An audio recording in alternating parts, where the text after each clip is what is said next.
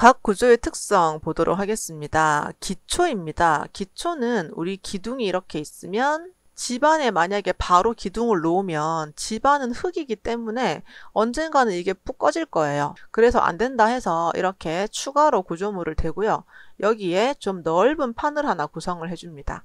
그래야 이렇게 눌리는 하중을 이 넓은 판이 응력에 대해 버틸 수가 있어요.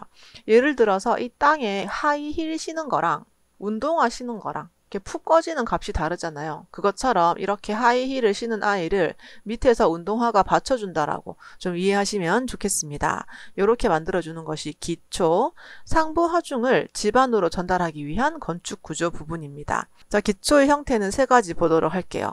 먼저 이렇게 보시는 것처럼 기둥 하나하나를 받치는 것, 이것은 독립된 기초입니다. 방금 그린 이런 형태죠. 줄기초는 일렬의 기둥이에요. 이렇게 길게 만들어진 벽체 또는 일렬의 기둥, 이 자체는 굉장히 무게가 무겁기 때문에 이것을 따라가면서 한번 받쳐주고요. 이렇게 넓은 받침을 받쳐줍니다. 이렇게 줄 모양으로 생겼다고 해서 얘는 줄기초라고 부릅니다. 그리고 온통기초라는 것은 바닥판이 온통 다 기초예요. 그래서 기초판 자체를 아예 처음부터 매트리스처럼 쳐요. 우리 침대 매트처럼. 그래서 다른 말로는 매트 기초라고도 부릅니다. 밑바닥 전체를 기초로 한 경우예요. 이렇게 하면은 이 기초판 자체를 지하실의 바닥으로도 쓸 수 있는 장점이 있습니다. 그리고 집안이 약할 때도 굉장히 좋고요. 옆에 보시면 주변 집안 침하 원인 및 방지 대책이 나옵니다. 주변에 이 집안 땅이 꺼지는 거예요. 왜 꺼지는지, 그리고 방지 대책, 요 세 가지 정리해 봤으니까 반드시 읽어보시기 바랍니다. 문제 한번 풀어볼게요. 기초판 형식에 의한 분류 중 벽 또는 일렬의 기둥, 일자로 이어진 벽체 또는 기둥, 이것을 따라가면서 받치는 것이 이 줄기초입니다. 밑에 넓은 신발을 신고 있다고 했죠. 그래서 이것이 밑으로 폭 꺼지는 것을 이 넓은 판이 잡아주는 형식, 줄기초 되겠습니다. 건물 지하부의 구조부로서 건물 무게를 집안에 전달하는 것, 기초입니다. 자, 그리고 지정이라는 게 나왔어요. 지정은 뭐냐면 이 기초를 또 받쳐주는 겁니다.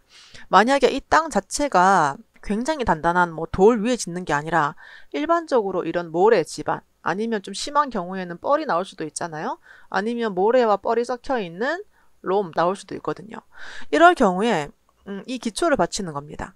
집안 다지기, 집안을 쿵쿵쿵 쳐서 다져서 지정을 만들기도 하고요. 보통은 이 밑에다가 좀 이런 돌을 깔아줘요. 세워서 물 잘 빠지라고. 이렇게 깔아주는 것이 잡석 다짐입니다. 깔아주게 되면은 이 사질 집안 모래보다는 조금 더 힘이 세지는 형태를 볼 수 있어요. 또는 말뚝을 아예 박아버려야 됩니다. 이 깊이까지 땅을 파고 들어가다 보면은 깊은 안반이 나오거든요. 이까지 말뚝을 박아놓고 그 위에 얹기도 합니다. 그것이 지정 되겠습니다. 지정의 종류, 보통 지정, 여기다가 모래를 좀 섞어서 깔아주는 지정, 크게 힘은 없겠죠?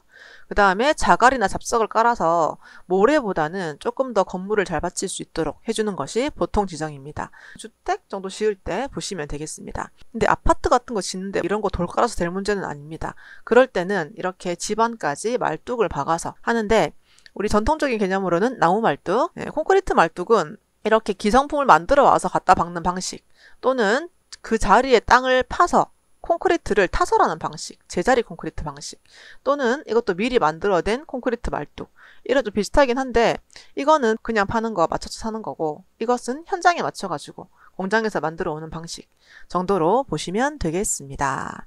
자, 그리고 깊은 지정입니다. 깊은 지정은 아래쪽에 별도의 구조물을 파서 완전히 집안을 고정을 해버리는 방식, 우물처럼 파는 방식, 그리고 케이슨 공법 등이 속한다라고 보시면 되겠습니다. 그리고 언더피닝, 이거 뭔지 좀 알아둘게요. 기존 건물의 기초를 보강하는 거예요. 기존 건물을 보호하는 거죠. 이것의 키워드는 보강공사입니다.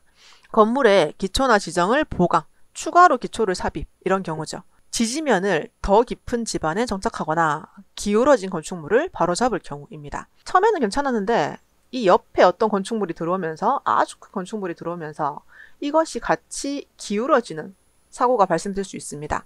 그럴 때 이 아래쪽을 한 번 더 보강해주는 방식이 언더피닝입니다. 자, 그리고 참고해 보시면 부동치마가 뭔지 같지 않게 침하되는 거예요. 같이 침하가 되면은 이렇게 일정하게 될 텐데 이게 한쪽만 많이 꺼져버리면 이것이 부동치마가 되겠습니다. 이 부동치마에 대한 대책 반드시 읽어보시고요. 집안을 개량하고 수압 변화 방지하고 경질 집안에 지지하고 인적 건물과는 멀리 하시는 게 좋습니다. 그리고 원인 반드시 보시기 바랍니다.